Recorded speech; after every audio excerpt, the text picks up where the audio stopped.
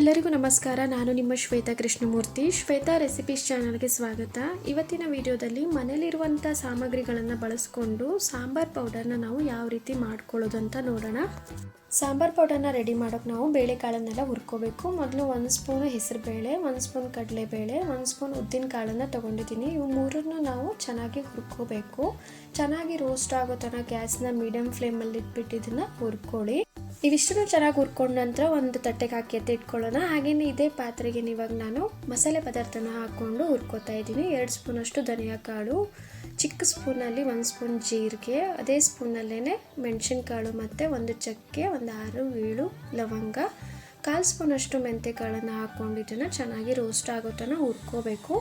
ನಾವು ಯಾವ ರೀತಿ ಬೇಳೆನೆಲ್ಲ ಹುರಿದಿದ್ವೋ ಅದೇ ರೀತಿಯಾಗಿ ಇವನ್ನು ಕೂಡ ಹುರ್ಕೋಬೇಕಾಗುತ್ತೆ.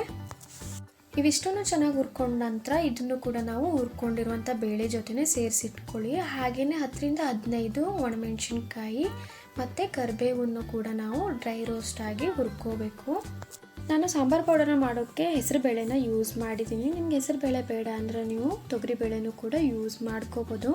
ಮೆಣಸನ್ನು ಮತ್ತು ಕರಿಬೇವು ಸೊಪ್ಪನ್ನು ನೀವು ಹುರ್ಕೋಬೇಕಾದ್ರೆ ಗ್ಯಾಸ್ನ ಲೋ ಫ್ಲೇಮಲ್ಲಿ ಇಟ್ಬಿಟ್ಟು ಚೆನ್ನಾಗಿ ಹುರ್ಕೊಳ್ಳಿ. ಇವಾಗ ಇದು ಇಷ್ಟನ್ನು ಚೆನ್ನಾಗಿ ಹುರ್ಕೊಂಡು ಒಂದು ತಟ್ಟೆಗೆ ಹಾಕಿ ಎತ್ತಿಟ್ಕೊಂಡಿದ್ದೀನಿ.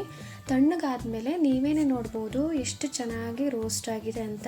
ನಾವಿಷ್ಟು ಮಸಾಲೆ ಪದಾರ್ಥನ ಚೆನ್ನಾಗಿ ರೋಸ್ಟ್ ಆಗಿ ಹುರ್ಕೊಂಡ್ರೆ ಸಾಂಬಾರು ಪೌಡ್ರ್ ತುಂಬಾ ಚೆನ್ನಾಗಾಗುತ್ತೆ. ಹಾಗಾಗಿ ಮೆಣಸು ಮತ್ತು ಬೇಳೆಕಾಳನ್ನೆಲ್ಲ ಚೆನ್ನಾಗಿ ಹುರ್ಕೊಳ್ಳಿ. ಇವಾಗ ತಣ್ಣಗಾದ್ಮೇಲೆ ಒಂದು ಮಿಕ್ಸರ್ ಜಾರ್ಗೆ ಹಾಕ್ಕೋತಾ ಇದ್ದೀನಿ. ಹಾಗೆಯೇ 1/4 ಸ್ಪೂನಷ್ಟು ಅರಿಶಿನ, ಅರ್ಧ ಸ್ಪೂನಷ್ಟು ಹಿಂಗನ್ನು ಕೂಡ ಸೇರಿಸ್ಕೊಂಡಿದ್ದನ್ನು ಫೈನ್ ಪೌಡರ್ ಆಗಿ ಮಾಡ್ಕೊಳ್ಳಿ. ನೀವೇನೇ ನೋಡ್ಬೋದು ನಾನು ಎಷ್ಟು ಚೆನ್ನಾಗಿ ಸಾಂಬಾರು ಪೌಡರ್ನ ರೆಡಿ ಮಾಡ್ಕೊಂಡಿದ್ದೀನಿ ಅಂತ. ನಾವು ಯಾವ ರೀತಿ ರೋಸ್ಟ್ ಮಾಡ್ತೀವೋ ಬೇಳೆಕಾಳನ್ನೆಲ್ಲ ಚೆನ್ನಾಗಿ ರೋಸ್ಟ್ ಮಾಡ್ಕೊಂಡಷ್ಟು ಸಾಂಬಾರು ಪೌಡರ್ನು ಕೂಡ ಚೆನ್ನಾಗಿ ರೆಡಿ ಮಾಡ್ಕೋಬೋದು. ನೋಡಿದ್ರಲ್ಲ, ಮನೇಲಿರುವಂಥ ಸಾಮಗ್ರಿಗಳನ್ನು ಬಳಸ್ಕೊಂಡು ನಾವು ಯಾವ ರೀತಿಯಾಗಿ ಸಾಂಬಾರು ಪೌಡರ್ನ ಮನೆಯಲ್ಲೇ ರೆಡಿ ಮಾಡ್ಕೋಬೋದು ಅಂತ.